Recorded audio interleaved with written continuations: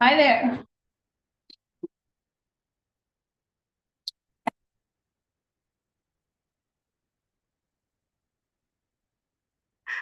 I was on mute. How are you? I'm okay. How are you? Pretty good. Did you have a long meeting for trees? With UFD? No, Oh, here, no, tree I don't committee. think so. What happened? Well, everything was still up. Like you left in a hurry. Oh, oh Like I my had the gosh. I'm video. trying to think what happened. I I It's don't still on the Zoom. The video for whatever video you were showing was up. yeah, no, I don't know what happened. Do you think it Like, continued like, to like you had to record? leave quickly. You think it Oh, was I mean, it doesn't matter because the power was off. So oh, that okay. obviously doesn't. Yeah, I Excuse don't me. know. It's Donna's fault because Donna was Yeah. talking to me and Okay, so of course I'm just now starting to cough. Now everybody is is arriving. okay. You know how that goes. Everybody's arriving. Hello.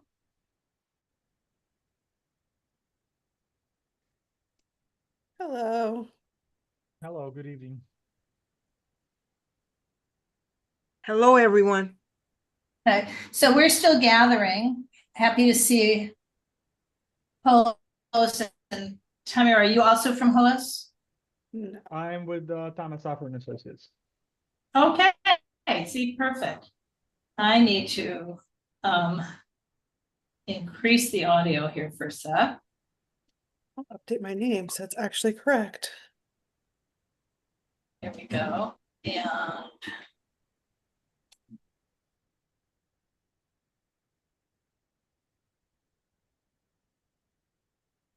okay, so it's exactly 7 o'clock, but people are arriving. So, my usual speech is we'll start in a few minutes, just to let everybody arrive.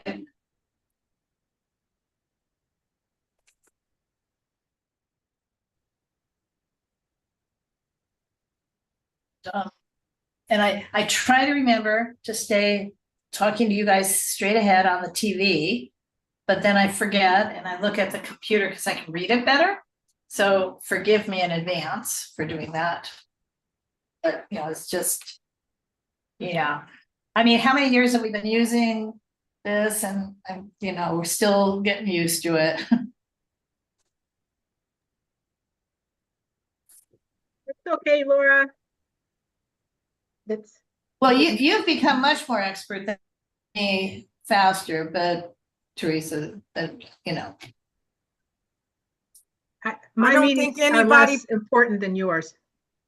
I don't think anybody pays any attention to whether you're looking at them or just talking because we're but not it's just watching your kind face. of rude, but it is kind of rude if I'm like, oh, just over here looking that way and everybody's up there. I mean, but at the moment, the meeting is completely on the TV screen with the exception of me.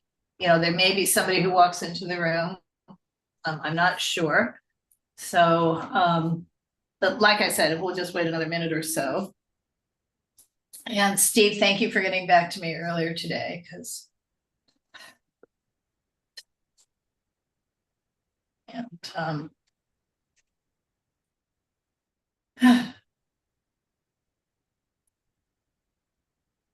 one more minute, and then I'll start it.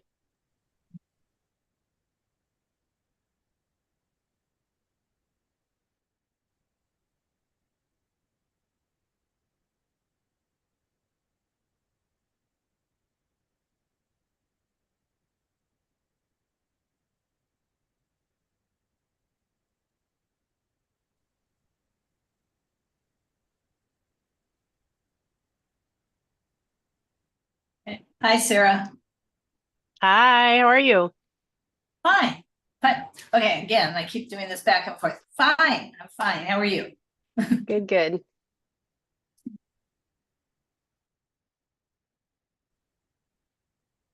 So for some reason, I'm seeing a very low internet signal. So I Oh.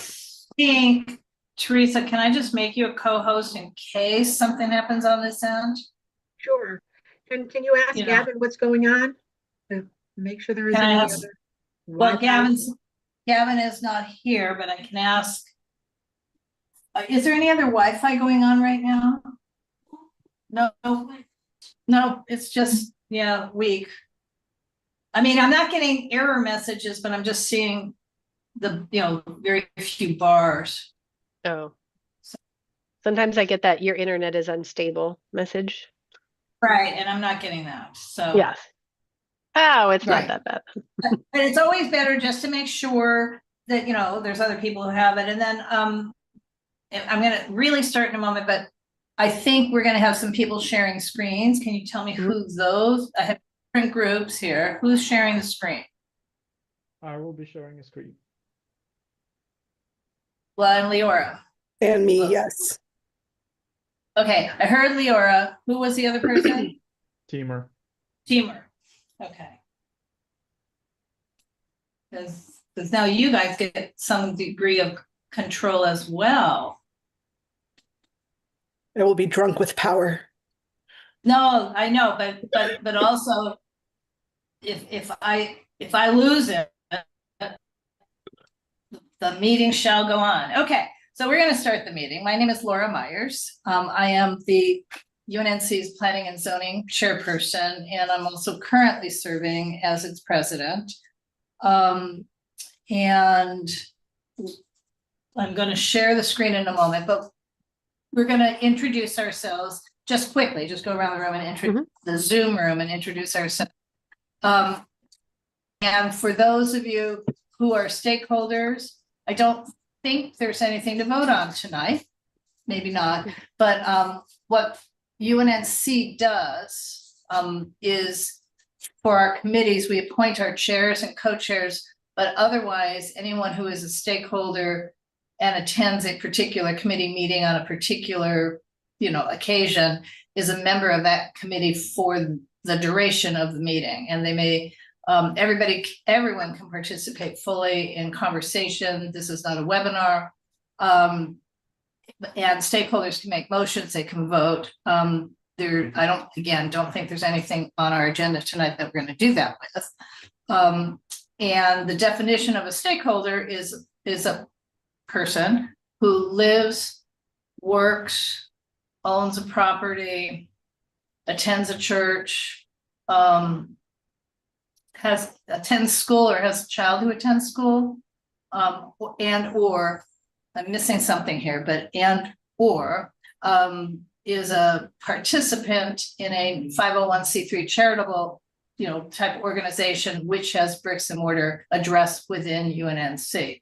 So actually, at this point, everyone on this meeting would qualify under one of those, except for there's nothing to vote on. So anyway, again, we're going to go around the Zoom room. I'm Laura Myers. I live in Angeles Vista. I am a stakeholder, and I'm just going to start with Teresa. So Okay. Hi, let her everybody. introduce herself. Thank you, Laura. I'm Teresa Masonette. I'm a resident of the West Adams Avenues. I'm a former UNNC board member, and I currently chair the UNNC Tree Committee. Okay, Steve. I'm Steve Peckman. I'm a resident of Jefferson Park and a stakeholder. Okay, Donna. Donna Jones, I'm a resident of West Adams Avenues and I am a stakeholder. Richard, and hello, Richard. Good evening, everyone. My name is Richard Parks. I'm a longtime resident of West Adams. Okay, and Leora. Hi there, Leora. I'm the operations manager at Hollis Communities, which is a housing developer developing a project within the UNNC area. And Logan. Hi, I'm Logan O'Phelan. I work with Leora. Got it. Timur, if I pronounced it right. That's great. Yeah, I'm Teamer Respecov, Director of Development with Thomas Suffer and Associates. We are a developer, owner, and manager of affordable housing, and the Arlington is one of our new babies that we're delivering here in West Adams. Okay, and Sarah. Yes, this is Sarah Dabbs. I'm the Senior VP of Development at Thomas Safford Associates and have worked on the Arlington since it was in pre-development, and excited that we are now completing construction. So we're excited to be here to talk about it. Right, thank you. So I'm going to quickly share the agenda so everyone can see it. I think you all have seen it, but we just did the welcome call to order, review of the standing rules, and we're doing the review of the agenda. Item 2 tonight is general public comments, and that's on anything which is not on the agenda.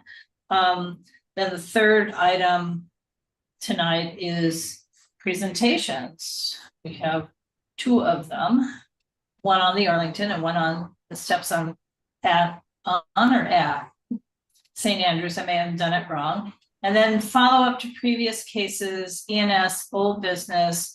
And one thing just for everybody's, the open space element preliminary draft was released. This is City Planning Department. They released it a couple days ago and comments are due on March 31st.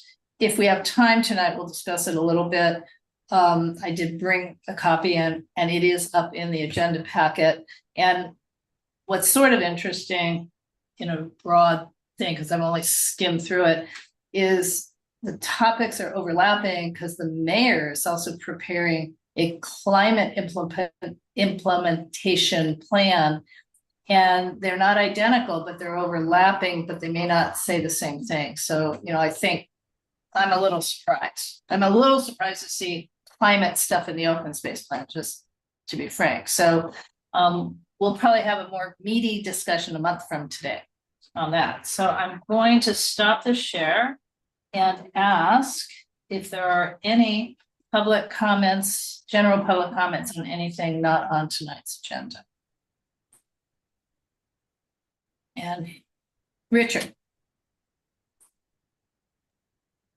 Thanks, Laura. This is often the committee that is first to think about and consider oil issues as they come to the fore. And so I wanted to be here tonight just in part to kind of alert this committee of some new developments at the Murphy oil drill site. So back in November, E&B allowed its facility to be used for a pipeline integrity test by Crimson Oil. And that test resulted in 2 notices of violation. Both of them were related to using air pollution control equipment within 1,000 feet of a K-12 school. Unfortunately, this is the exact same violation for the exact same operation that was issued several years ago. So this was a repeat offense. And there were numerous other violations that accompanied that. AQMD was the one who issued those 2 NOVs. But as a result of this operation, there were several violations of the facility's conditional use permit. And so many operating hour violations, heavy trucks coming in and out of the facility after midnight, coming in shortly after 4 a.m. in the morning. There were many residents made many odor complaints about this particular operation. The conditional use permit prohibits the use of Tier 3, anything less than Tier 4 diesel engines. AQMD documented the use of a heavy Tier 3 diesel pump, and there's just much more. But the fallout from this is that it seems that it's moved the city now to action, and there are a lot that preceded this, but Council District 10, Council Member Heather Hutt is moving forward a motion now to open a nuisance abatement revocation proceeding on the Murphy drill site. And again, this just follows many violations, many nuisance impacts over the last 2 years since the last determination of conditions. So anyway, I just wanted to make you aware of that. And, hopefully in the next coming months, there'll be opportunities to brief you on, other developments at the facility and, as we kind of head into this process. Thank you. Thank you, Richard. And we can't it's a general public comment, so we can't comment on a comment. Are there any other general public comments? And hearing none, we're gonna move on. My phone is ringing, I apologize. We have Colleen has arrived. She's saying hello, but the camera is not moving towards her yet. So she isn't actually saying anything. She's being very quiet in the corner. Anyway, we have two presentations tonight, because perhaps coincidentally, we have two great projects that are both nearing completion now. And they didn't start at the same time. They both had their own journeys to get to where they are. But I just sort of did it in alphabetical order. So I would like to start with the Arlington from Thomas Safran. And if you guys, I know about it, but I'm not sure everybody on the Zoom call knows even what the Arlington is. Good evening. Again, I am Timur Respekov, Director of Development, Thomas Safran Associates, and I will be happy to introduce you to Arlington for those of you who are not familiar with it, and then refresh maybe memories of some of the ones who have been involved in it from the very beginning. Can everybody see my screen? Yes. That's a question, but we can see it here, but can you guys see it on the computers? Yes. Yes. Great. Perfect. Yes. Well, we are with Thomas Safran Associates. We are an affordable housing developer based in Los Angeles with who been in business for over 50 years at this point. We've got we delivered roughly 6,500 units, and we're looking to kind of continue this trend with probably 300 or 400 units a year going forward. And we're very focused on affordable housing, and this site came to our radar in 2018 with us getting a site control on this in 2019. So as you can see, it takes, in this case, 7 years to get this to closer to a construction completion. And the reason I wanted to include this photo is it's the rendering of what the architect envisioned, and something that we presented to this neighborhood council along the way, and kind of what we're actually seeing on site currently, which is very much in line of what we were proposed, which we're very happy with on both the design side and the construction side.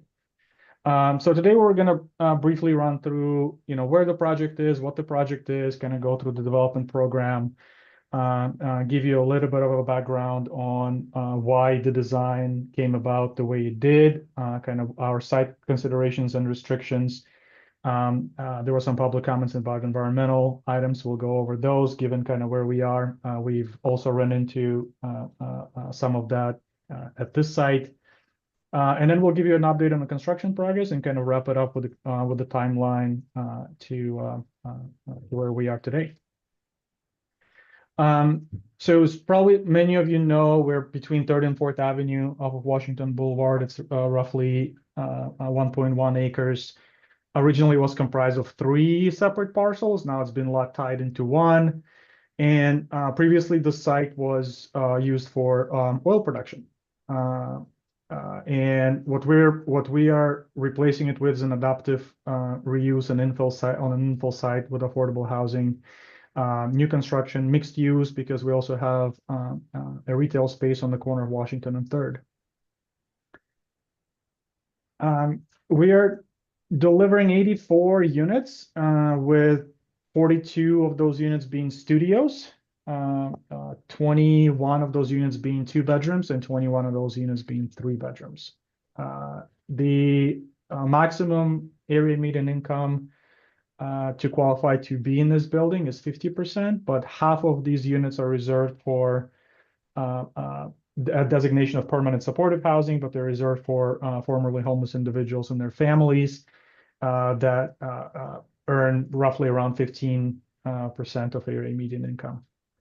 We're also providing surface parking, including some retail spaces for the retail space on the corner of 3rd and Washington. We have a bike room, and our standard kit of amenities that we include in all of the TSA buildings, including laundry room, a fitness center. We have large common areas with a club room that opens up to the courtyard, that has a kitchen, a TV, and so on.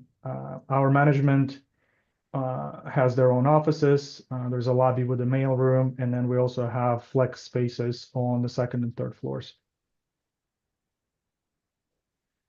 As I mentioned earlier about the oil production, so this site had 20 abandoned oil wells that are highlighted here in yellow.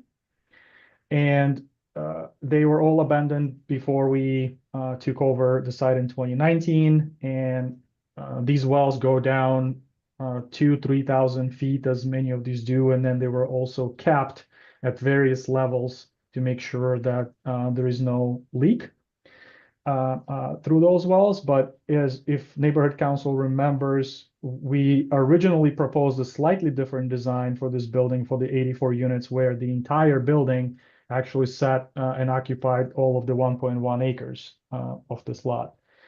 However, we since discovered that we cannot actually build over even the abandoned oil wells. So instead, we now kind of occupy this sort of L shape for the building, and then providing a surface parking lot with vents over the oil wells.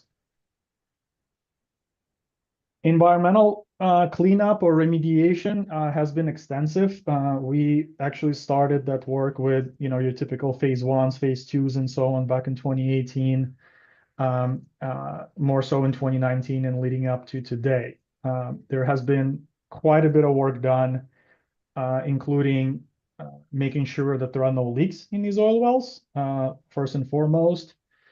Making sure that the groundwater that goes through the site and also going to the surrounding sites is meeting all of the residential standards and exceeding residential standards. We also removed the upper 10 feet of soil on the site, on the entire 1.1 acres, and brought in fresh new 10 feet of soil. And during construction, and also before we kicked off construction, we had what's called a soil vapor extraction system installed on site that was basically sucking out all of the soil vapor out of the ground and below the 10 feet. So this has been a very extensive and comprehensive approach to the environmental remediation. We're also so we cleaned up everything between 75 and 10 feet with the soil vapor extraction system and some chemicals to actually clean up some residual oil there. Then we also cleaned up the upper 10 feet. And we're also putting a VIMS, what's called a VIMS. It's a methane barrier underneath the building. So it's the site has really been cleaned up, and our environmental side was just trying to remember what the joke was, but they were basically saying that you could eat that dirt. It's that clean at this point on the site. The work was and is currently under an oversight of the Los Angeles Water Quality Control Board. They've been very supportive of the project, and we're working with them very closely every step of the way with reporting and report approvals and so on. And we were also successful at securing some of the funding for this cleanup from the California Department of Toxic Substances Control through their equity ACRG funding. Talking about funding, this project took quite a few partners to be brought together to actually make happen, including the tax credits coming from the California Tax Credit Allocating Committee, and CIDLAC for the tax-exempt bonds. On the city side, we have Los Angeles Housing Department's Affordable Housing Managed Pipeline funds here. There's also subsidy on half of those units that I mentioned for permanent supported housing that are being provided by HACLA, a housing authority of the County of Los Angeles. And we also have Wells Fargo, who came in as the tax credit investor and also a construction lender, Citibank, is going to be taking out all the construction funding or partially construction funding through permanent financing. We also have state coming in with their managed pipeline funding, multifamily housing program funding, as well as infrastructure infill grant. There's Federal Home Loan Bank in San Francisco. And as I mentioned, we also got some ECRG funding through DTSC. So a very complex funding structure on the sources side, but this is often what it takes to actually get some of these projects built, is to bringing these multiple parties together to make some project like this happen. So we are largely completed with construction. At this point, we are just undergoing some final city inspections through Los Angeles Department of Building and Safety. There are a couple of final Bureau of Engineering inspections that are left over. But besides that, we're ready to receive and welcome our new residents and tenants into their homes. The wait list for this building has been quite extensive. So our compliance team and management team have been working tirelessly to verify, income certify, and sign a lot of the new residents up for this building. So as soon as we are able to open the doors, we'll welcome 84 new families into this unit. So this is on the right is the parking lot that you saw. We're providing quite a few EV charging stations. There's handicap parking. There's handicap van parking as required by the city of LA. This area is a trash room, and there are going to be two entrances, one-way entrances, basically to park and for trash access as well. This is a view out of the community room into the open courtyard. A lot of our buildings are providing open space, and we're able to, however small, but this one actually turned out to be quite large. We always like to provide open space in our buildings. And this is the courtyard, kind of what we envisioned on the plan, and then how it actually turned out. The trees arrived, and we're just kind of doing the final cleans at this point. This is what a typical unit looks like. As I mentioned, there are studios, 2 and 3 bedrooms. So some of these are smaller than bigger than others, and a lot of the units that are actually facing Washington Boulevard, starting on the 2nd floor and higher, they've got a view of the Hollywood sign, which is a nice bonus. Oh, there's a picture of it here. So just to recap on the timeline, we started with site control back in 2019. We went through several rounds of trying to secure funding for this to actually be built, starting in 2020, and really getting to start kicking the construction off with some environmental work in late 2023. And we're looking to close this out in the next 3 to 4 weeks with a temporary certificate of occupancy, and welcome our tenants in at sometime in March. And unless there are any questions, thank you for giving us the time to present. Thank you. I see Steve has his hand up already. Go ahead. Thank you for that presentation. It's really interesting, and congratulations on completion of the project. I think I have 2 questions. I'll start out with a short statement, which is this is a project that the community pushed to have happen. Maybe 2015 it was, Laura, 2014. Even earlier, I think. Yeah. Professor Michael Salmon was working with CD10 to close this oil site and have it converted into housing. This committee's had many meetings talking about how to protect the residents who would be living on an abandoned oil site, essentially. And as you rightfully pointed out, you can't build over the wells, and the wells are still there. So I have 2 questions. And one is about the wells and what you're doing there to protect the residents. I thought I heard you say that there are vents from the wells in the parking lot. And so my question is there active air monitoring going on within the building and in the parking lot to ensure that toxic vapors aren't being released, even in spite of all the hard work you did to try to prevent that? Yes, and by vents, so different types of vents. So we're not venting actual vapor through these vents. So the caps that were put on each one of these oil wells are basically providing access to the California Geological CalGEM, California Geological Engineering Management, in case they need to access these at any point. So that is the only reason why we actually are leaving sort of grills inside the parking lot above these open, is for access. As far as soil vapor is concerned, there is no soil vapor coming out of that site. We've cleaned up everything well below residential standards through the soil vapor extraction system that has been active there for 3 years at this point. So there are no active soil vapors coming out. And then below the building itself, there is a methane barrier system that is a sprayed below the entire footprint.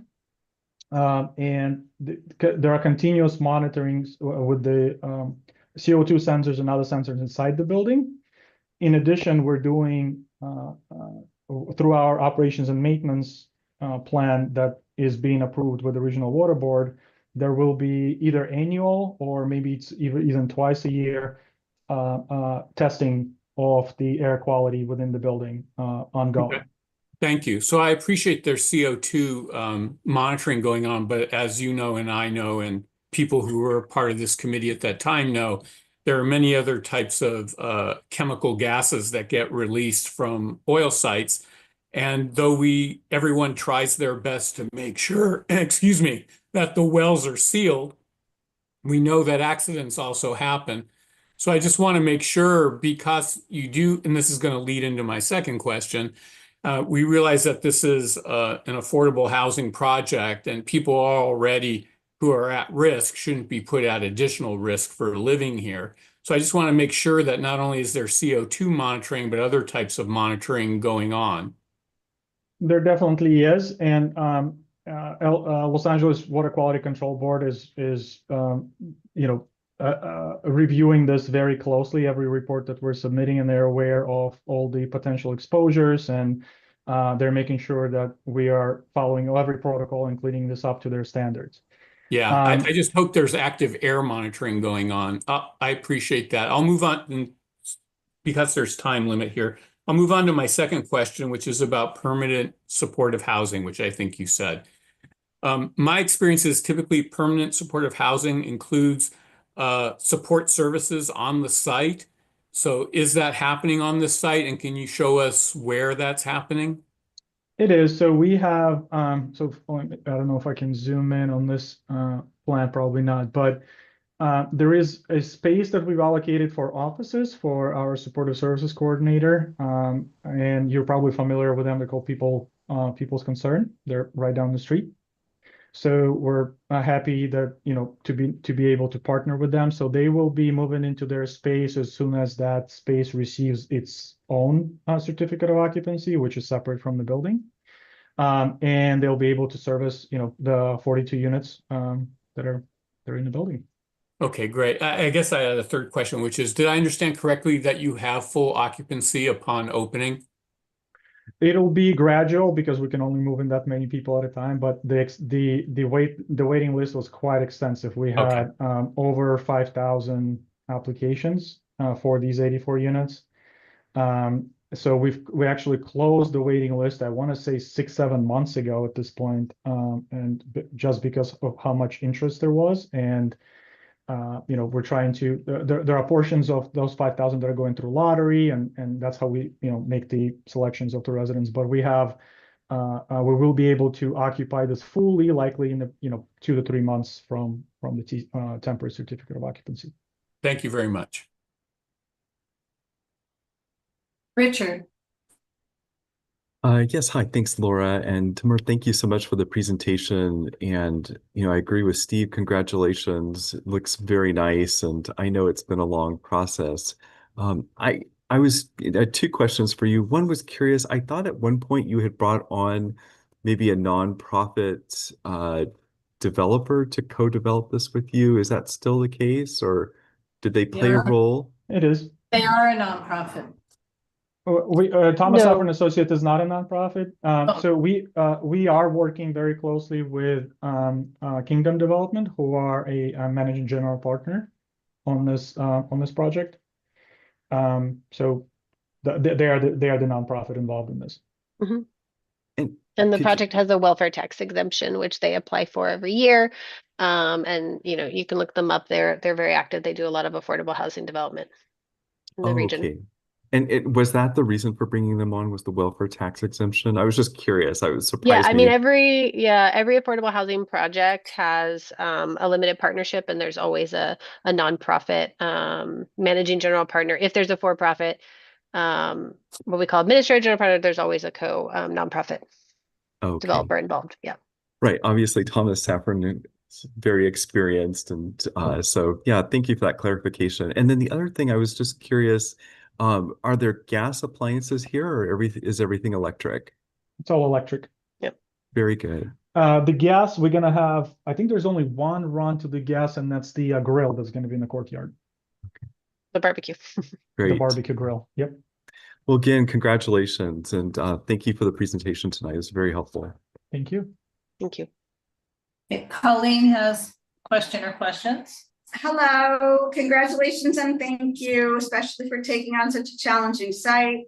I'm speaking only for myself, but I have to say this is exactly the type of project that we want to see, or I want to see in our community, for lots of reasons, taking on the challenging site, but also the mix of the 50% area median income and formerly homeless populations. That's what we need, and that's what I personally really want to see in our new housing projects in the community. So thank you very much. And are you having a grand opening, and will you invite us? Of course, of course. We generally like to get everyone moved in and kind of the building a little bit stabilized. So I would say probably in 6 months or so. And I think Laura, attended, and a couple other folks, the groundbreaking that we had back in 2020, was it late 2023 or early 2024 when we had our groundbreaking, and folks came out. But yes, no, you'll definitely be invited to the open house. This is Laura speaking, do you have a tenant yet, or tenants in mind for the commercial space? We're looking at a couple of options, but as you can imagine, we'd like to vet whoever is going to be there quite extensively. We want to make sure they're financially going to be solvent, and also that is going to be a good fit for the community. So we're spending some time reviewing that, and we have a few candidates, but we haven't finalized it just yet. Teresa. Thank you, Laura. I don't know what happened to my screen here. So congratulations. I do have a couple of questions. I want to chime in with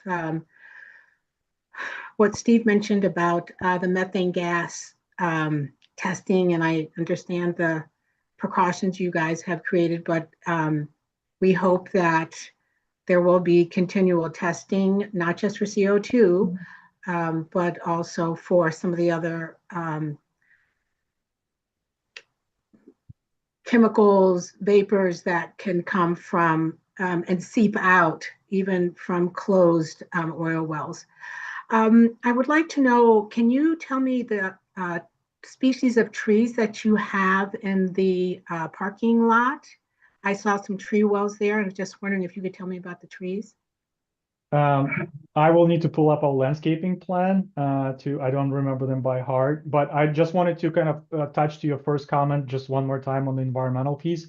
So we Thomas Saffer and Associates it's our mission to provide safe, resilient, affordable housing. We're not here to cut corners on environmental or anything else. It's our absolute mission to deliver this as safe as possible. So that's why you will see the amount of resources that went into this environmental cleanup are quite extensive and frankly unprecedented. So as far as the gases themselves, it's the soil vapor that we're concerned about, and we've done extensive soil vapor extraction already. So there isn't really anything below the ground that's remaining. Anything that's remaining is nothing that you wouldn't see anywhere else that's already that doesn't have an SVE system. And we are working with the water board to for them to approve this operations and maintenance plan that will be in place after residents move in, and upon which they will be actually checking. I don't remember the exact frequency. It's either once a year or twice a year where this testing is done, and we submit those results, and they're being reviewed, and there's back and forth. So there's this plan that will be approved, and they will have to manage going forward after residents actually move in. As far as the trees, I may need to get back to you on that. I don't have the landscaping plan in front of me. That's okay. Do you think that you varied much from the design that you had, the original design for the landscaping? On the trees, no. No, it's very, yeah, it's very close to what you've probably seen. Okay, and then this is just a side comment. The trees in front of the building have cages, and the neighborhood council and the council districts are going to be trying to remove all the cages. I was kind of disappointed that you guys did not go to UFD to ask if you could remove those cages, because to dig around those tree wells and put the sidewalks in and keep these trees constrained within the cages didn't seem very conscientious, I guess, is what I want to say about that. But other than that, congratulations, and hopefully we get the community into these units soon. Yeah, I Thank mean, you. we'll see what we can do about the trees. I mean, the street trees are very highly regulated. Like, we're told what kind of tree and how we have to set it up, but we can look into what our options there are. And I did just want to say, I think Timur mentioned it, but there is a methane barrier, also known as a soil vapor barrier, between the building and the soil, in addition to the fact that the top 10 feet of soil was removed or replaced across the site. And so that soil vapor barrier will be there permanently, and what it does is it protects so that no soil vapor comes into the building above. Right, And we've Sarah, done but- extensive, not just extraction, but also testing to Right. ensure. And then, like you said, there's going to be a maintenance, ongoing maintenance plan just to check every once in a while to make sure that it stays properly working. Right. But how deep were the oil wells? I mean, it's great that you guys took the 10 feet off, but how Right. Oh, no, deep? no, no, sorry. So- The oil wells are capped several thousand feet down. One of Yeah. these oil wells is Oh, like okay. 9,000 feet deep. And the others are around 2,000 to 3,000. And basically what they do when they're extracting the rig, they basically fill it with concrete at various intervals, or the entire way, depending on what the standards were at the time that it was removed. But there's a lot of these concrete plugs, or an entirely continuous concrete plug of it. And then it's just at the top, because I don't know how many feet, it's several feet down where those concrete plugs end. And so the cone, he's saying, is just between that concrete cap, and where the like manhole cover is, that has like this cone.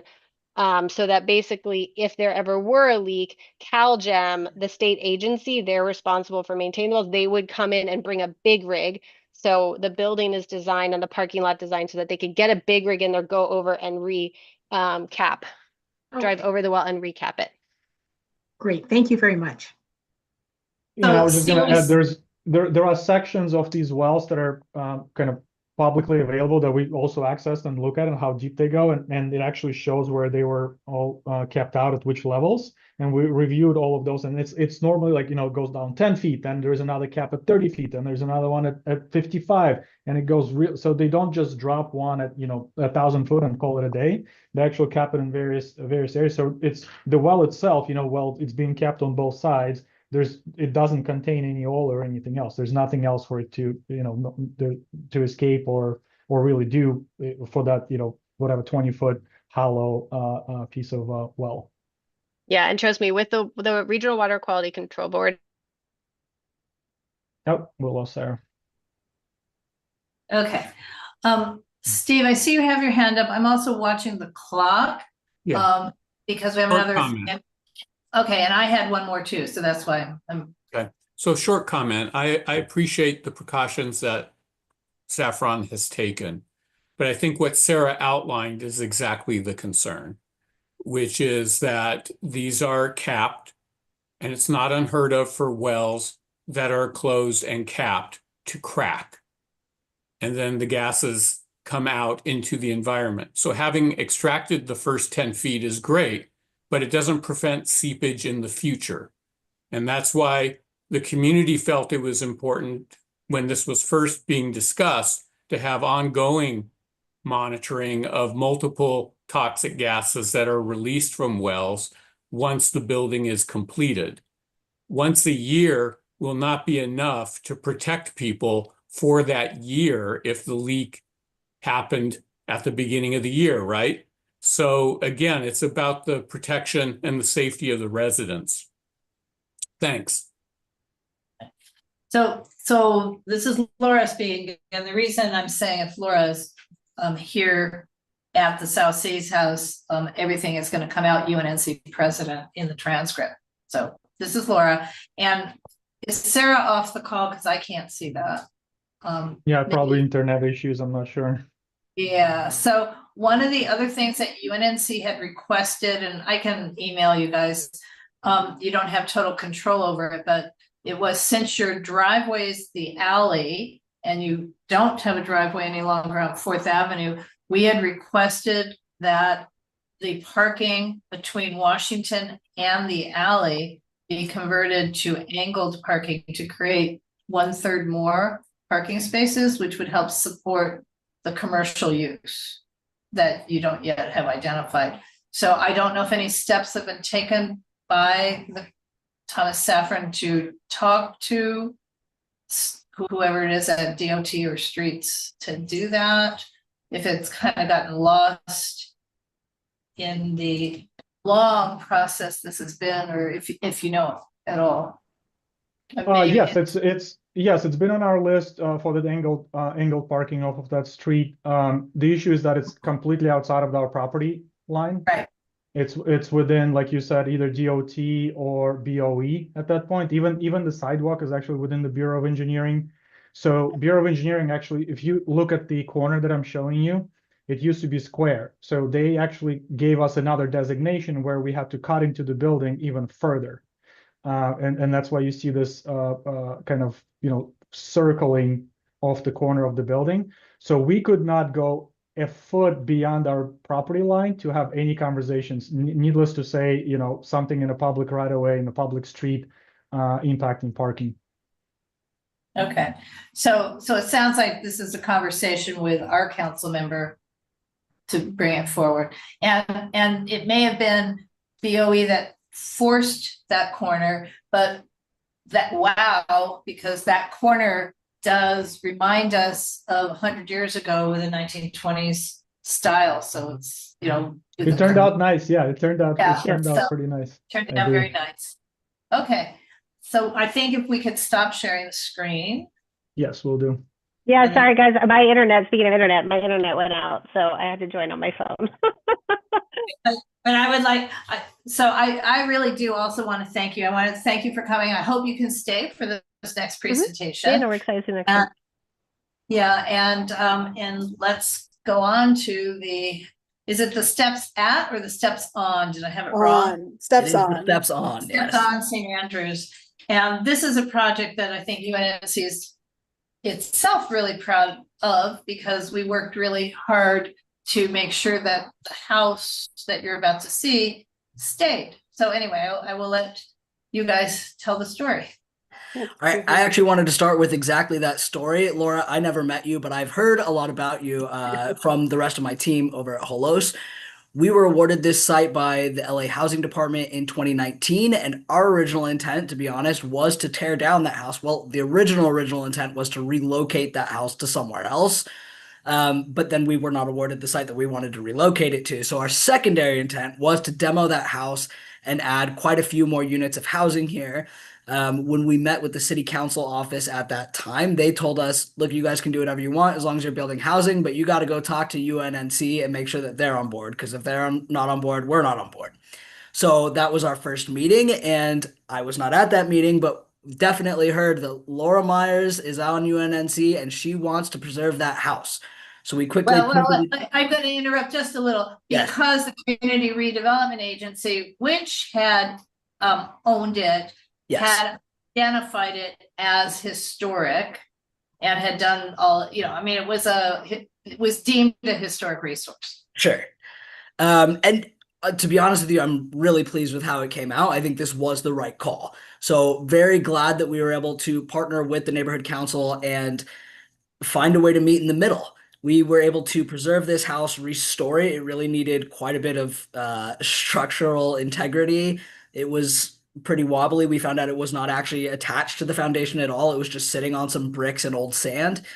And now you can see it's been fully restored and converted into 8 studio apartments with an additional 12 in the back here in this new construction portion.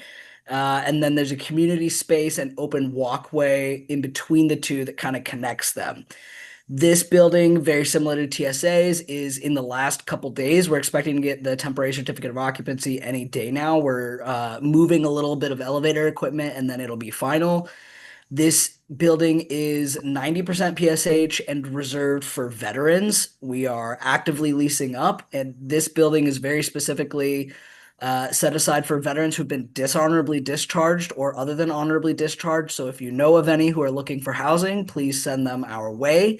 That list is not maintained by LAHSA or any of the other housing agencies in the county, so it's a little bit hard to find those folks. And yeah, we're pleased with how it came out. This was brought to you mostly by HCD's VIP program, which is the Veterans Housing and Homelessness Program, and then for 9% tax credits as well, and a smattering of grants associated with this project. You can see the AMIs right there and what those turn into in actual dollar numbers. Yeah, I'm really excited about the gardens in the front that we were able to have. I believe it's over 20 fruit producing trees on this lot that was previously just a single family home and is now home for 20 folks. Slight corrections, that's 13 fruit trees, but 24 total trees. Ah, dang. All right, thank you. Just adding on to some of that, it's all electric. We're gonna have 58 solar panels that will be producing a roughly amount of energy that of 3.5 single family homes. We're also having supportive services on site by the people concerned, just like the Arlington is. And we're all very excited for this to, serve the community. And of course, you will all be invited to the grand opening. Yes. Right.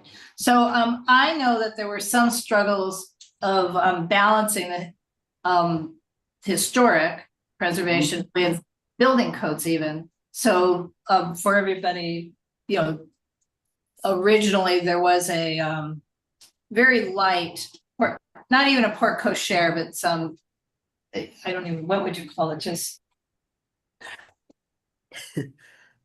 few boards across the driveway and then another posted pillar, and the building safety would not allow that. For example, I'm just telling everybody. And I know that for doing foundation work, the whole house, the floor on the inside had to be raised just to get a foundation in. So I know the interior is not historic because it's been redone as the units, but this is a contributor to our Angeles Vista Character Residential Overlay Zone. It was deemed historic. So, it shows that one can do that. One can create this kind of housing, keeping the setback, keeping the character of the neighborhood. And like you said, having a lot of fruit trees. Michael, you have your hand up. Yeah, there. Michael Kimber. Sorry, I had the mute button on. Looks like a really clean project, and just one quick question. You said solar panels, 58 expected to generate the equivalent of 3.5 single-family homes. How does that equate to the property that you've developed, and is it a net zero, or is there a negative? Are you giving back to the grid? The estimates think that it's going to be pretty close to net zero. To be totally transparent with you guys, during the course of construction, we had to value engineer out the solar panels. However, there are lots of programs out there to help pay for those once the building's in operations because it's affordable housing. So we anticipate in probably 2 years, we'll get those added on. but the calcs Okay. were like really right on the edge whether it was going to be net zero or not. So we think it'll mostly cover operations. Okay. Timur. Looking for my mute button.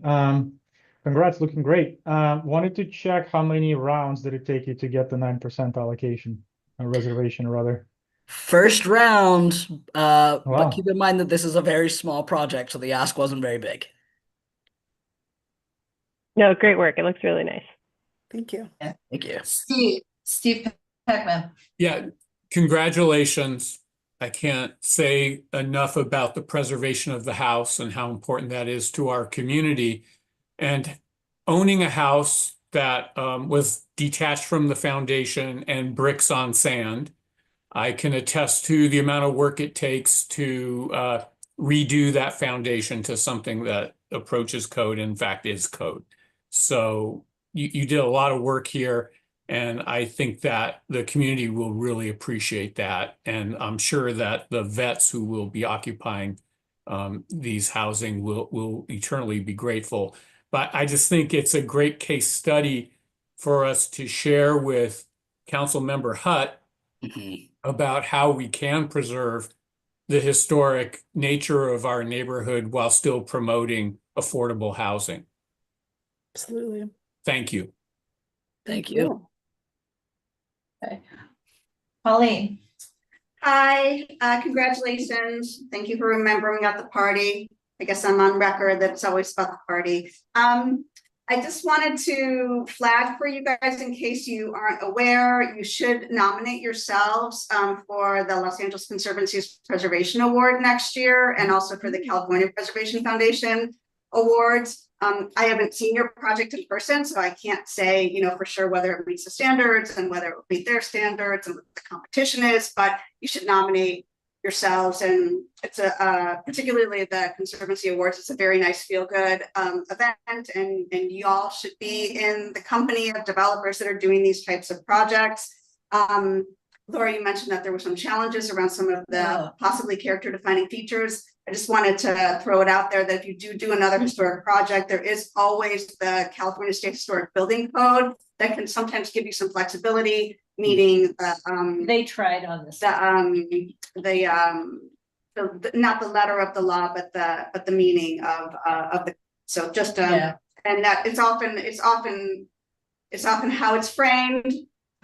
So it matters how it's presented to building and safety. So congratulations, and thank you for coming to us tonight and presenting your project. Thank you. We're very excited about it. I hadn't heard of those awards. We'll definitely be applying, 'cause I think there's a great message here about being able to meet the community and preserve their neighborhood and still be able to provide housing. So as you all have said, really excited to be able to keep telling that story through this project. Yeah, and if you ever, if you wanted a peer review on the nomination, I'd be happy to help you with that. If you guys wanted to do a draft and you just wanted another set of eyes to kind of make sure the T's are, that all the right buzzwords are in there, I'd be happy to help. Well, I think We'll definitely hit you up on that.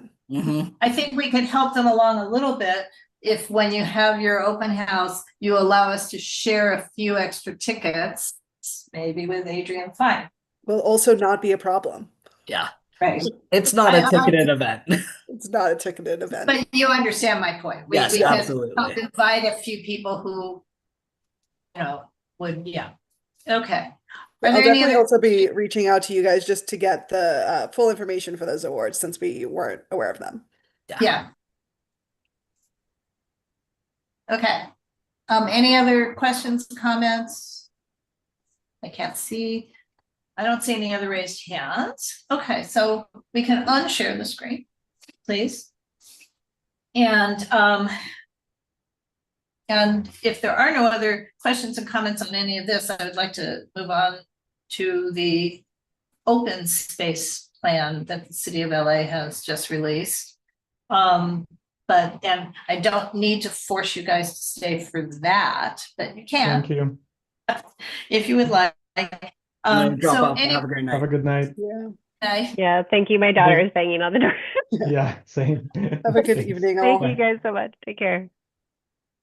As they say, what, not gluttons for punishment. So anyway, you guys, there is a what I'm looking at, the open space plan has been released. Ugh. Hang on, I cancel this. Trying to figure out where I have this. While you're looking for that, is there any way or what would be the process to follow up on the air monitoring for the Saffron site? I think this is a real serious issue. I think, first of all, I'm having troubles here because, there we go. And Teresa, you've got your hand up, and Steve Yeah. asked a question. Well, I'm just going to jump in with Steve, just to go back. Why in the world would anybody approve housing over oil wells? I'm just saying it for the record. I understand we need housing, but in 20, 30, 50 years, when those people have been poisoned, someone's going to be like, wow, who approved that?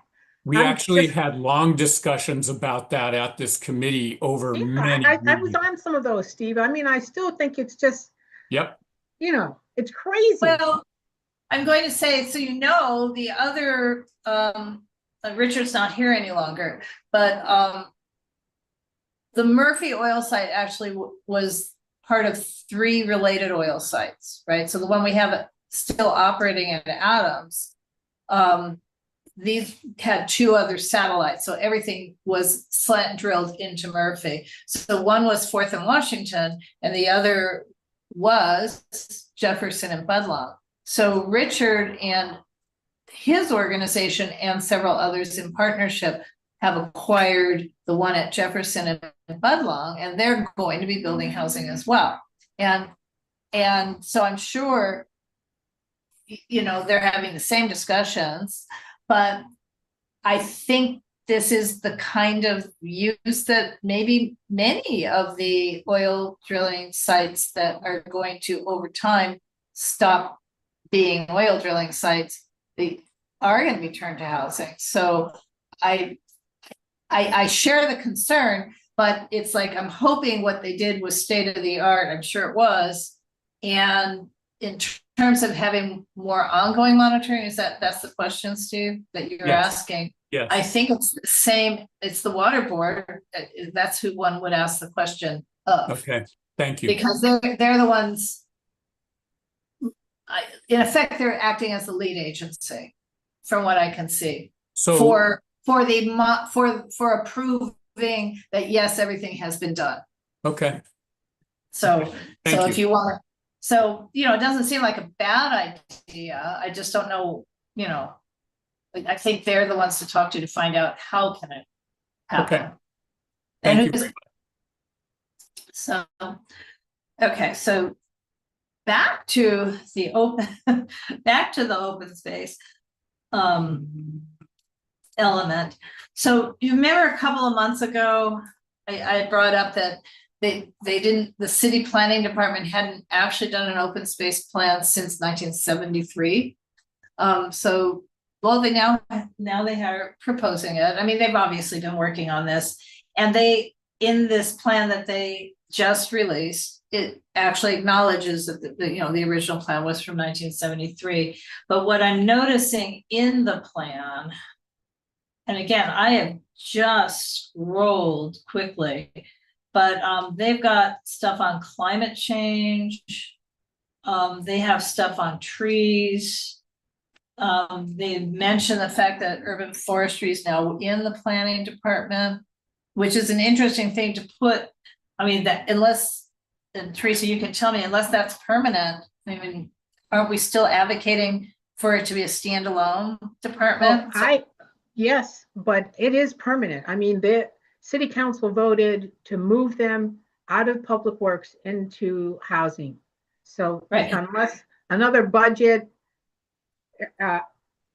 situation comes up and they decide to move them out, or another mayor or something happens, that's where they're positioned. Well, I'm just saying it's interesting because what this plan now is, I mean, I've got part up on the screen. They're talking about the park needs assessment. They're talking about the climate vulnerability assessment. So they're all over the place and not just staying in the single lane of the 1973 open space plan. So again, I've only started scrolling. I have not read these paragraphs at all.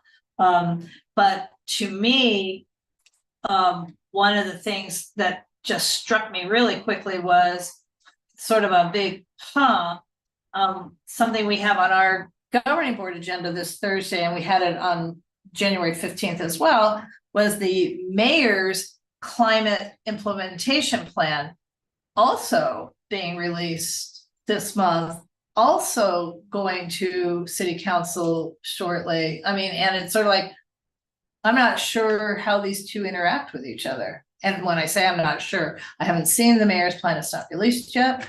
And this I haven't read completely, but I don't know why we need two different plans. And I'm not, so, and I hope they're not in conflict with each other. So I guess what I'm trying to say. So did anyone have a chance in the last day and a half to look through this better than I did? Probably not. Oh, I mean, hearing nothing.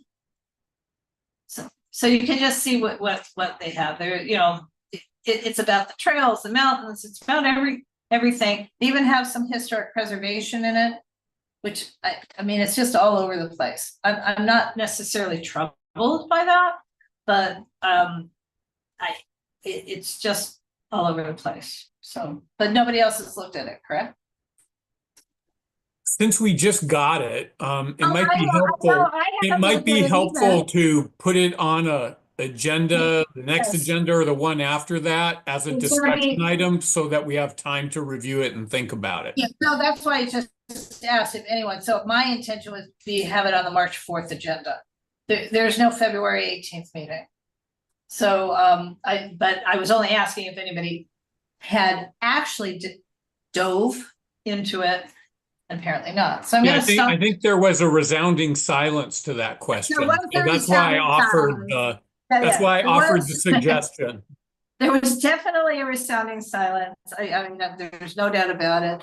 And like I said, what primarily struck me is, why do we have, you know, it's like, wait a minute, because this same kind of stuff on the presentation from the mayor, some of the same topics, and where those topics were missing, I went to the sustainability, as did Teresa, the Sustainability Alliance meeting on the mayor's plan. And most of the commentary from the people on that alliance was, how come you don't have biodiversity? How come you don't talk more about trees? I mean, it was a lot of commentary, and that stuff's in this plan. But again, I don't know why we need two plans. One, I mean, the mayor's plan should align with the bigger policy plan, but maybe her plan is a 3-year plan and not a 30. Well, great. Let's talk about it in March after we have a chance to read it. Okay, so that's the deal. The comments are due at the end of March, so we would have to talk about it and figure out how to write comments that can get in by the end of March. So, and okay, any other old business? I did share with Steve, and I can share the letter if you want. Maybe. I don't know that I brought it with me. I'll check. I think I did not bring it with me. Hang on. But I did. Are you doing that, Laura? Are you going to talk about the zoning hearing? You can. Oh. Since you were there. You can, yeah, I don't remember. I just remember I joined in and yeah. I didn't have to say anything because Laura covered all the bases. What was about the ingress, or about the parking, the drop off, and hearing on the Cambridge Street childcare. Right. The owner, the ZA was very nice and very patient because the owner's English was really, really bad.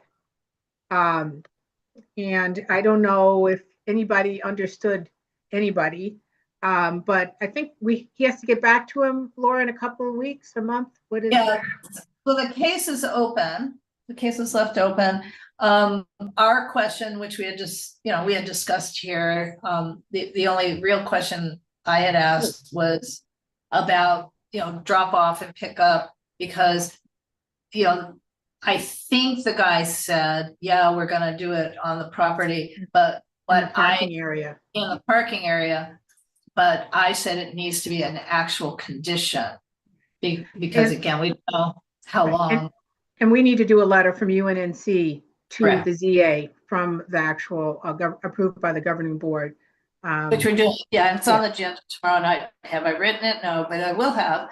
And because it's a simple letter. Yeah. But he say he wants it in writing from UNNC. And then one other question I have, but I haven't even had a chance to talk to the other folks from North Harvard Heights. I hadn't realized when I was looking at the case file, as such as it was, it was very minimal, that the zoning, these are commercial buildings that were built probably when all the zoning was commercial, and to be a school of some sort originally. Then it became Pacific States University, which and then they started buying one house, then another, then another, then another, going eastward on Cambridge, which ended up with a huge neighborhood conflict and controversy because those homes were being converted without permits into different related institutional uses in the R2 zone in the HPOZ. So there was big code enforcement stuff, and Pacific States ultimately sold the homes, and they've been redone as single family homes. Or in one case, I think a duplex. And then Pacific States itself moved locations up to Wilshire Boulevard to the proper zone. And apparently this fellow, his business bought the whole complex. I hadn't realized that some of it is still zoned R2. And so that I had asked the question, but then the ZA said, well, the buildings have certificates of occupancy, so it shouldn't matter. I'm not sure it shouldn't matter because this is a change in use and needing of a conditional use permit. So the letter that I have to write tonight, I will ask that question a little more focused than I was able to do at the hearing itself. Michael. Yeah, hi. I have to apologize. I may be out of order, but Wednesday nights is jujitsu night with my daughter, so I'm going to be habitually late to the meetings. A minute ago, someone was talking about the ZA hearing. Right. And, I don't know if you know, but I had viral pneumonia for most of the holidays, so I was quite sick. The last thing I remember is we had a ZA hearing for the liquor store, not the liquor store, but the historic museum. And Yeah, on that. But is there any update on that? That case file is open until April 1st, and there is no update. Right? They haven't contacted anybody? They haven't contacted me. They haven't, Hakeem said at the last planning and zoning meeting that they hadn't contacted him. The librarian at the library told me that she's never been in touch with them. But thank you for bringing that up, Michael, because if we don't have a meeting, a second meeting this month, then the last time we would be able to discuss this as a group Is March 4th. would be March 4th. Because what came up in the meeting is that sort of the recommendation that the neighborhood council made about potential opening hours in the evenings, that would preclude it operating as a museum. It would only be allowed to be open in those evening hours. So I would like us to discuss the neighborhood council potentially reconsidering that recommendation, given that really the use I think that the community would support is a museum use. And so yeah, so for efficiency's sake, I think if I apologize that we're not having a meeting. Yeah. But we can't, well, I'm unavailable on our meeting date, and the trick is I'm the chair. Right. So there's no forum if I. Right. So I'm just saying that, maybe we can agendize this for. Right, but we should probably have a pre-draft letter. Yeah, we should have a plan. We should have a plan because it has to go very next day to governing. Right, exactly. So yeah, so thank you for bringing that up, Michael. So I think we should have a plan. I have one more question. During the course of the hearing, there was a conflict. And Wait, is it, I'm sorry, which hearing, are we still talking about hidden history? yeah, meeting yeah, now? yeah, during the last meeting, because I was quite sick at that point. And I remember, I think I was one of the last ones to comment, and because of my situation, I was virtually out of breath while I was talking, so I didn't get a chance to follow up with much. Is your name, are you Colleen? You were Colleen. in the, I'm sorry? Yes. Yes, Colleen. Uh-huh. You live in the neighborhood, you're right behind them, yes? Correct. Okay, Yes. one of the correct. things that they maintained that no one either substantiated or challenged was the fact that they had only had 4 outdoor events. And I was not able to understand whether or not they were fabricating or it was the truth. Can you clarify that for me? I think the statement was that they may have had 4 events this year. Yeah. This year, meaning 2025. Sorry, yes, 2020, meaning 2025. And I can't substantiate that because I don't have contemporaneous notes of all of their events. I will say that after that hearing, there were 2 events, though. There was an event 2 days later, and there was an event 9 days later. Mhm. Is it your best recollection that they had more than 4 events, or what's your general feeling, gut feeling on that statement? Because I'm just trying to understand if they were lying to us or whether or not, they were substantially trying to be honest. Well, Colleen, didn't you say they get 1-day permits? They have gotten a few 1-day alcohol permits, and I just got the public records response on that. The records only go back 2 years. They only have maybe 5 over the last few years, so they are holding events where they don't have permits for those events. Feel very uncomfortable, accusing someone of speaking an untruth, but I would say that the recollection of the community, myself included, is that there are substantially more events being held than were owned, I would say.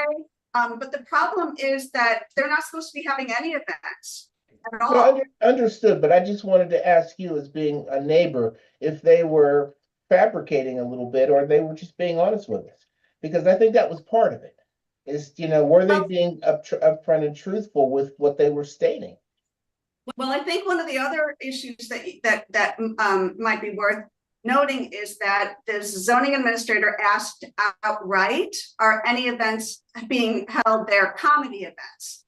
And the owner, and I think I'm quoting, said, oh, no, nothing like that. And as far as I can tell, all of the events that are advertised on their website are in fact comedy events. And I believe, I don't have this memorized, but I believe even their 1-day permit applications refer to comedy events. Mhm. So I do think there is perhaps some conflicts or discrepancies between public statements, what is written on applications, whether that's the application for the CB or the alcohol licenses, and what is happening in reality. As I recall, one of the videos included a comedy event. Yeah, there's definitely a comedy event. Or if there hadn't been, there was about to be the next day or 2 days later because it was advertised. But I'm gonna say, they're using them as fund. I think they're just being more oblique than they ought to be. And that's a nice way of saying it. And that's my answer to Michael, because it doesn't do them any service to be not telling the zoning administrator the information the zoning administrator can find out himself, or his staff can find out by going on Instagram and seeing. I think it's hard to tell if they're using it for fundraising because they haven't filed their nonprofit taxes since 2022. Oh, yay. So I think it's a little bit hard to tell what the purpose and what the money is being used for. Or at least that was as of a month ago. Perhaps it's changed since the last time I checked. Well, sometimes, those filings are not made public right away. That's what I'm saying. I checked a month ago, and Yeah. all I can tell is what's publicly available. Right. So the filing with the IRS or with the Attorney General are not immediately turned around and made public. Okay, But 2022 was similar. That's kind of old, yes. Okay, Steve, you had your hand up, you already commented, but was that what your hand was up for? Or you have but are we still on the same topic? Okay, Steve. So, I want to find out what this committee and what UNNC could do to push CD10 on this issue. I was a little disappointed in CD10's representative attending the last meeting of this committee, but then kind of scooting out when this topic came up. So what can the neighborhood council do to push CD10 on this issue to support our community? Yeah, but what are we asking what would we be asking CD10 right this second to do? And what I mean is, are we at the moment asking CD10 to make sure the meeting that was promised FCA between the community and Hidden History to happen before April 1st? No, or I think that's up to the Hidden History.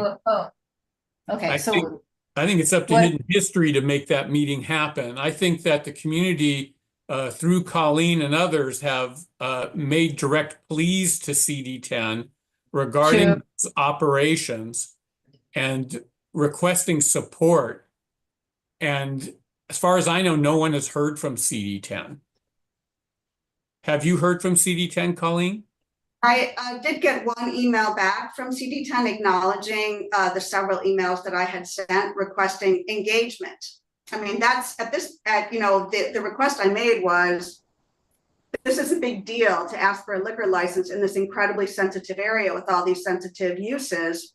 And it seems appropriate that CD10 should engage with the community, test the waters, understand if there are concerns, and weigh in, particularly since CD10 was very engaged at the liquor store 4 doors down. So for me, there's a little bit of a disconnect in understanding why the level of engagement at the liquor store and not a concomitant level of engagement and concern 4 doors down for well, it's that we don't exactly know what it is. And at least as intensive a use. Right. So that being said, Colleen, and I'm in total agreement with you, would it be, I would think that it would be important to ask Hakeem to attend the meeting where this is agendized for this committee to hear the community's concerns and participate in that discussion. Okay, so I can ask Hakeem, but I will tell you that he has in this month, since the beginning of the year, been actively attending quite a few meetings. I have a meeting that he'll be in attendance tomorrow morning that I'll be at too. So I'll ask him. It's not on this topic. But yeah, I think we need their engagement. I appreciate what you're saying. I think we need their engagement. I don't have a problem with asking. I'm just saying I have noticed a sort of change because he's been involved with, the Bronson Avenue thing. He attended our meeting. He attended a meeting regarding the greening of the alley, potential, the proposal to green up the alley at, oh God, I'm losing it. So your point is that he's becoming more active and going to meetings. Correct. Okay. Correct. So let's get him to this meeting. When I see him tomorrow, I will ask him if he could also do this, but that's why I'm asking you. Do you want him to attend our meeting or do you want him to create a meeting that's on this topic standalone that CD10 sponsors? That's what I'm asking. What's my ask? I'm happy for him to attend the next Planning and Zoning Committee meeting. Colleen, I don't know if that's consonant with what you want. If you want a standalone meeting, I'd be happy to support that. I just want some interaction between the council office and the community about this issue.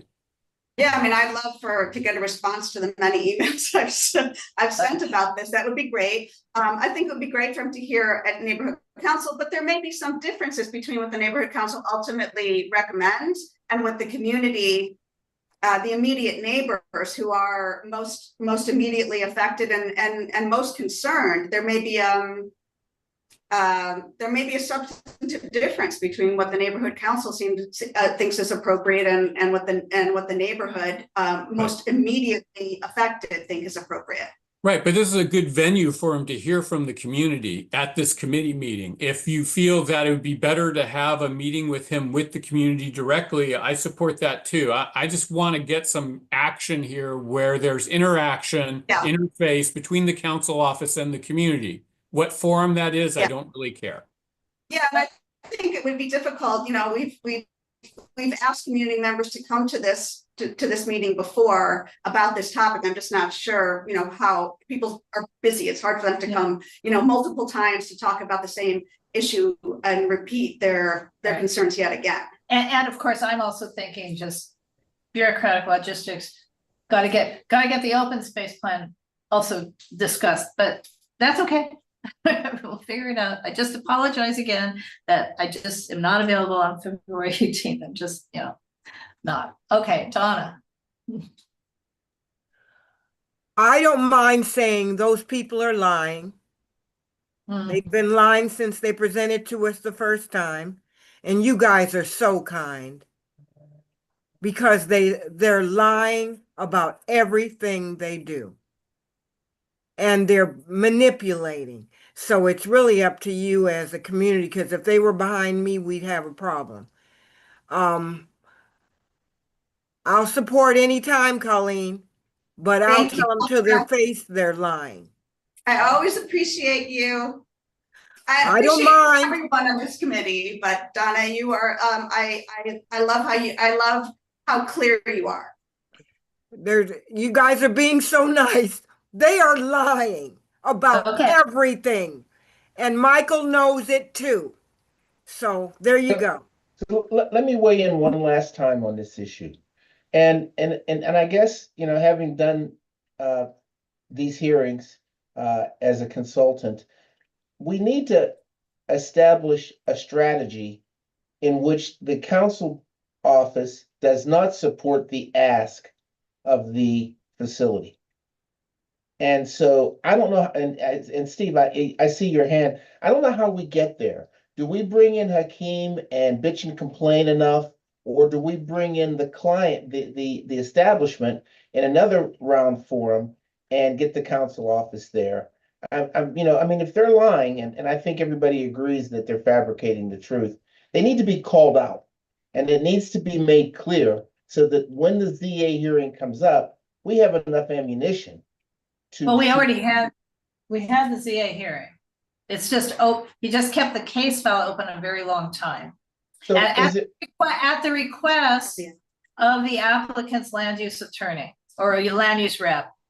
So what closes this, Laura? Is it the CD10 recommendation that's going to close this out? And do we jump all over Hakeem to tell them what we want? How do you want to work this? Well, first of all, I'm not sure we know exactly what we want. Is what we want, I'm just going to throw it out there, is what we want is for a museum focused on Black history to operate during the daytime hours and have regular hours, not necessarily 7 days a week, but regular hours, and a conditional use permit to have occasional events, which would serve as its funds, not a fundraiser, but fund, you know, a business model where they get funds, but are strictly controlled by a conditional use permit?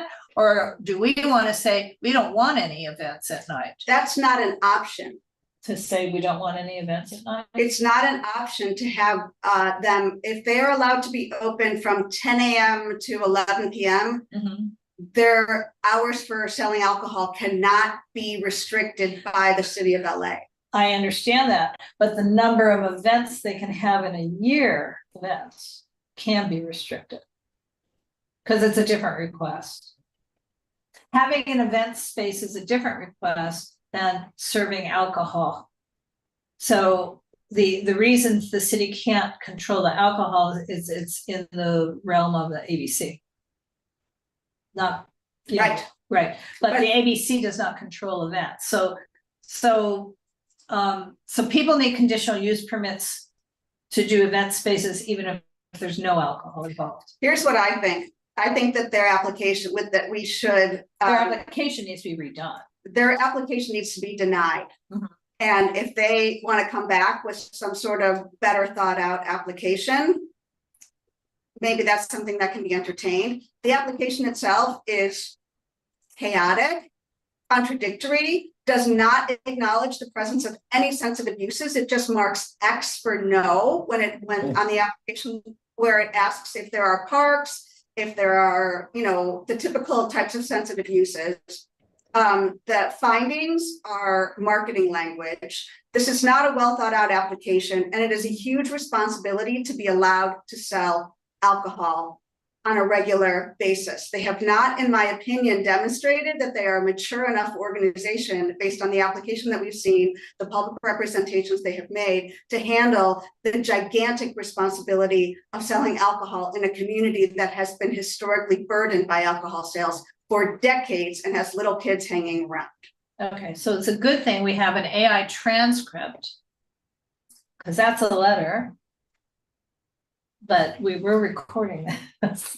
Okay, so I don't know the correct approach. It's possible that the correct approach right this second is to ask the zoning administrator, just say we haven't had any contact with them.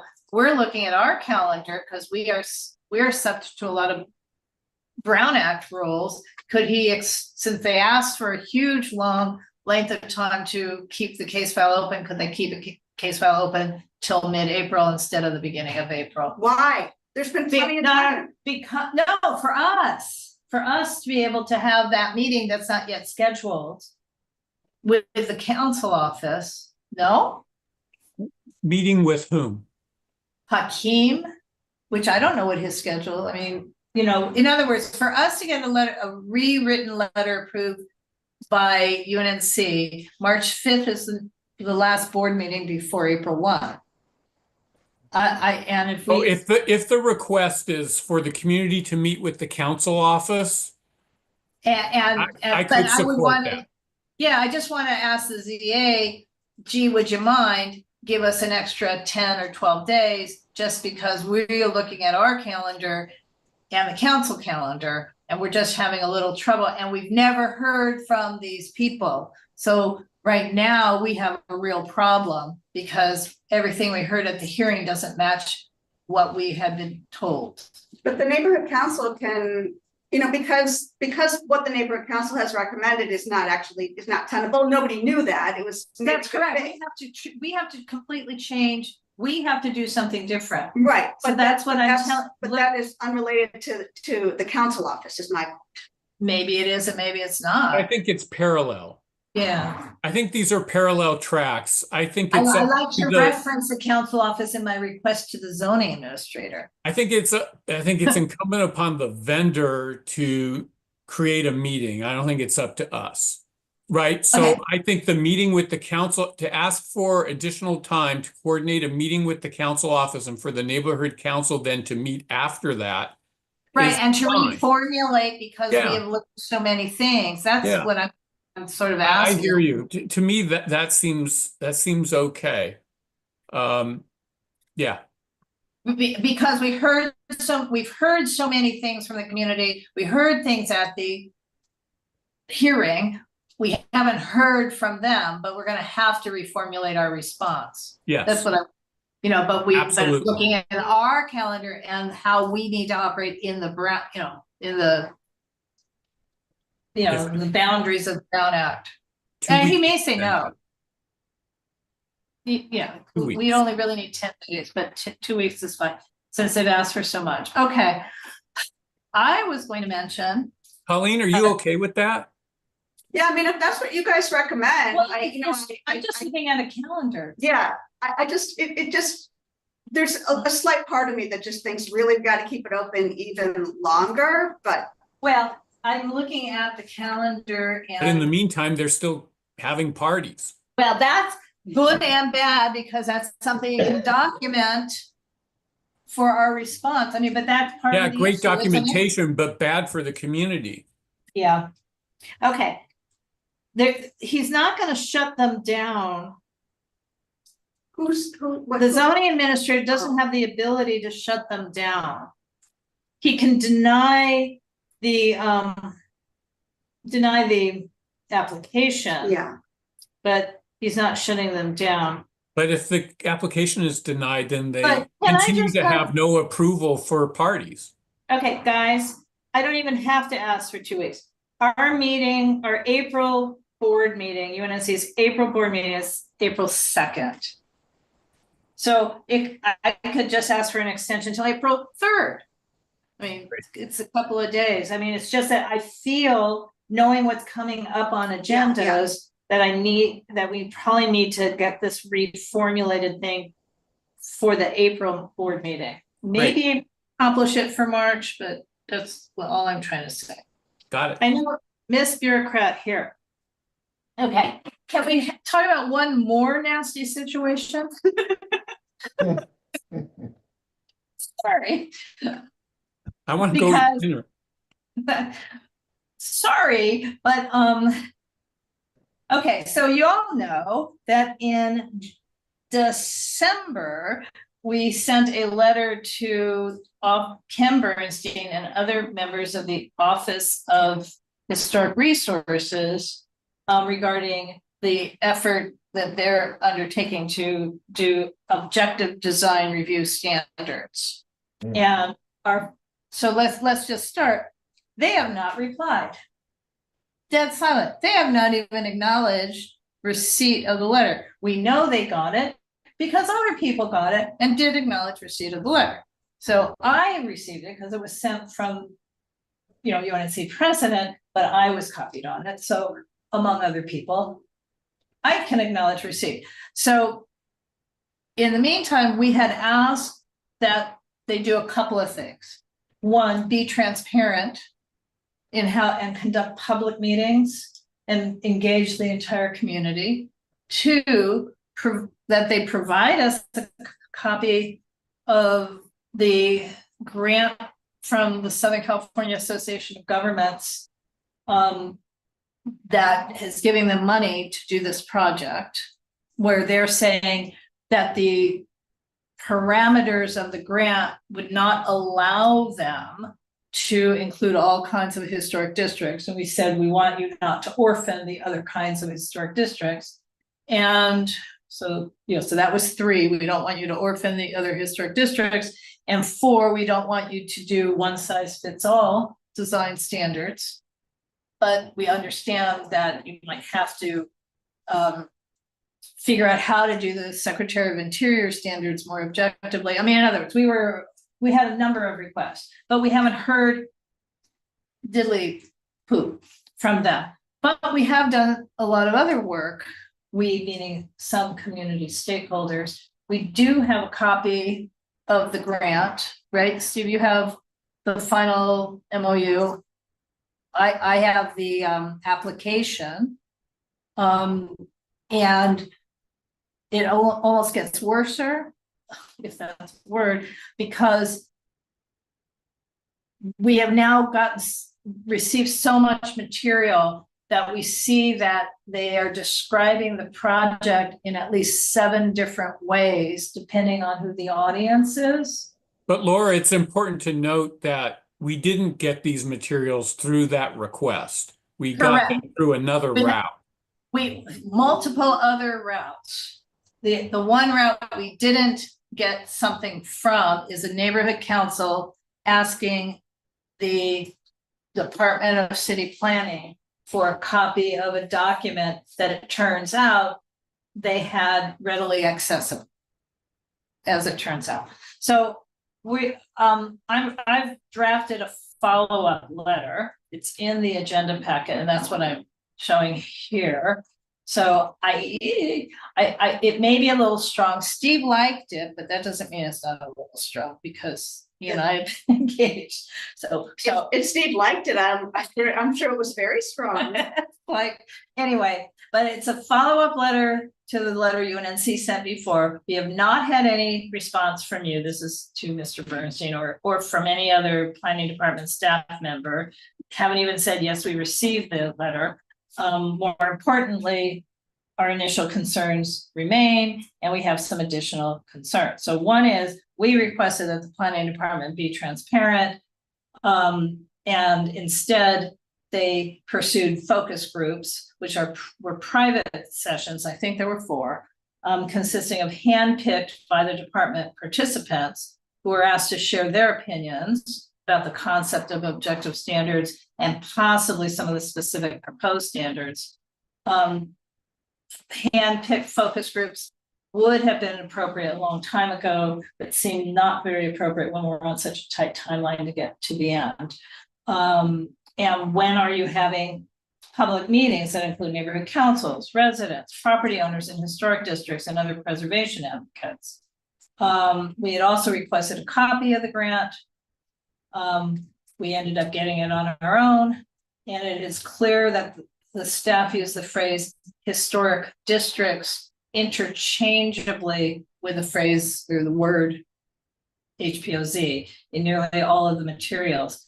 True not only in the grant, but also in the reports that planning has presented to City Council. That's messy. And not only that, we've seen project descriptions of the overall project that vary from place to place and audience to audience. UNNC's concerns are therefore increased. Are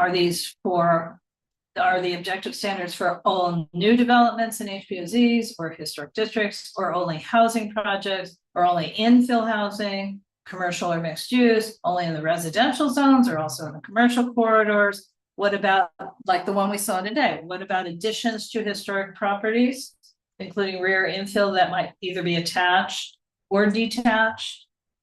Given that an important role of neighborhood councils is to provide input, we request that LADCP reply to this letter and our prior letter without further delays. More importantly, please immediately schedule true public workshops to engage stakeholders in transparent discussions about your ideas and theirs for objective design standards. It's the right thing to do. Now, is this too much? That's my question. Steve liked it, but is it too much? I feel reading it now, I'm being just a little bitchy. I continue to support it even after the recitation. I'm gonna take it off the screen so we can just have a little discussion. I think it's strong for you, Laura, but I think that's what's necessary right now. Sounds fine to me. I think you need to take them to task. I think it's worded correctly. If they hadn't ignored us, then you wouldn't have had to go to this level. I agree. All right. Okay, well, let's see what the board says. I've got to put it on. Well, stay tuned. Well, I mean, you could come to me, but yeah, okay. So that was my update. I don't have any others.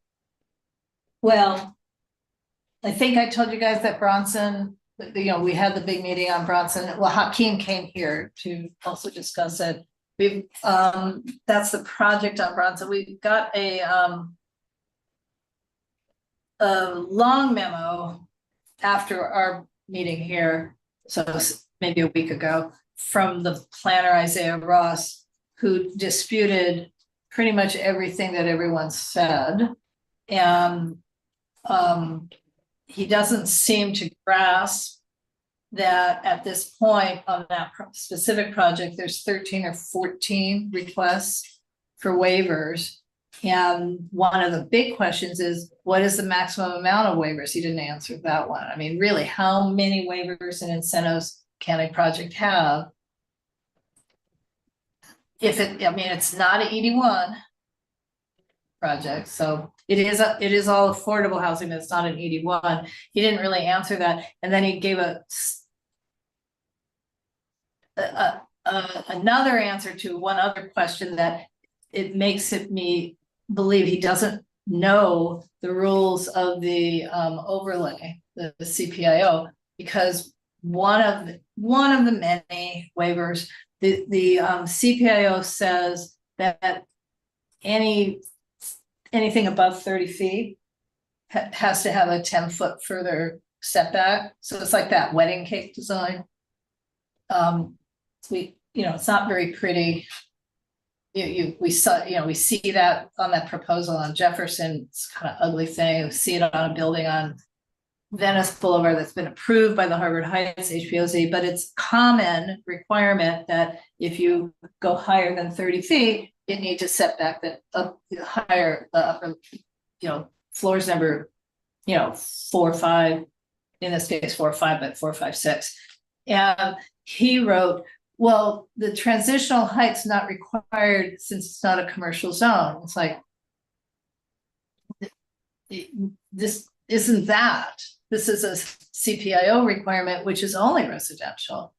And so, I mean, it's just disturbing that they're kind of working so fast and by the seat of their pants that they're not actually reading line by line what the requirements are. Although that will just be number 14 waiver if there's unlimited waivers anyway. But they should be. Is there unlimited waivers? I don't know. He didn't answer. I mean, in other words, this is a project that they're picking and choosing. So they're still relying on AB 2334 on their plans and as well AHIP. And, AHIP is so new that I don't even know why they need AB 2334. Why can't they just use the local AHIP? Why are they allowed to have some from here and some from there? I don't know. There's an attorney who lives right across the street from the project, and she has really been reading the statute, and she has pointed out that AB 2334 applies only for very low volume traffic, not just low traffic area. Apparently the final version of that law, state law, said very low, and it's not very low volume because of the nature of being next to a middle school. You have a pretty high volume of traffic, at least Monday through Friday. And their response to that was, well, SCAG says it's a low volume area. It's like, you've got a bunch of people who live there saying they have a lot of traffic problems. You should do a minimal traffic study, but you need to not rely on the regional planning agency that covers 6 counties. They don't know individual blocks for real. Are those anyway, terms defined in the law? I don't know. Well, the law was created to allow density bonuses, incentives, and waivers for projects that are not in high transit areas, right? Right. So that seems incumbent then to define it's what. For the other areas. That's why it's important to define low volume versus very low volume, et cetera. In the same way we define low income versus very low income versus extremely low income. Those all have real definitions in the law. I'm sure they do, but the problem is that that if you look at ZMIS for this particular site, the site is on the corner of Bronson and Johnny Cochran Way, which used to be 17th. So your maps, ZMIS might still say 17th, 1 block south of Venice. That location is showing as both high transit because of the intersection of Crenshaw and Venice. So it's in a radius. And buried way at the bottom, indeed it does say AB 2334, and the explanation was because SCAG said it was eligible for 2334. So it's like the big question is, how can it be both high and low? I mean that, whether it's very low or just low, how can it be high and any version of low? And why do they need AB 2334 anyway? Doesn't AHIP handle everything they want? It's both high and low because it's a bipolar street. And we know it's high volume because they've just installed a new stoplight at Next Street East, 12th and Venice, because of the volume of traffic. So they've obviously even done a study because they wouldn't have done that. So anyway, so that was someone was killed there, Laura. Someone was killed there. And it's near the school. That's why they put that stoplight there, Laura. But Laura, this begs the question. Crosswalk. This begs the question: are they bowing to some kind of outside pressure to push this thing through? You think? I mean, but who or Well, what? I mean, yeah, I mean, Steve pointed out, I think today you sent me some language, or was it Gene? I don't know. Some language in the MOU between the planning department and SCAG about that they always have to say nice things about SCAG and they can't, I mean, there was some language in the agreement. And it looks to me that when they, in this other instance, say, but SCAG says, it's like, you know, what seems to be going on is that they are engaging in building a relationship so they can get more funds. Hmm. You know, that, I mean, that's kind of my gut, but I could be wrong. Because I don't know why they care what SCAG says about AB 2334. I mean, it makes no sense. Does this end up in a lawsuit, Laura? You said there's a lawyer by across the me. street. But there's Not- a lawyer, there's a lawyer. Oh, in yeah, that no, they've street. got some high-powered people living on that block. So the answer to your question is, I don't know the answer. UNNC will not be involved in that answer. But maybe, Yeah, because, but also, obviously, I don't know what AHIP says. And I keep going back to, why does this project need both laws? Right. Why can't they just use AHIP, which seems to be rather generous anyway? I do believe that the answer to the question of how many incentives and waivers, I think it's 8. And so that I think, I don't know what happens when you have 13 or 14. Mm.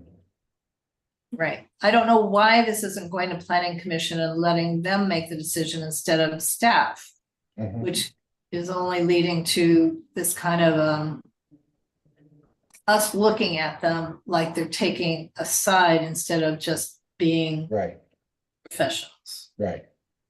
Yeah, I don't know why they're doing that. Okay, I'm looking at the clock.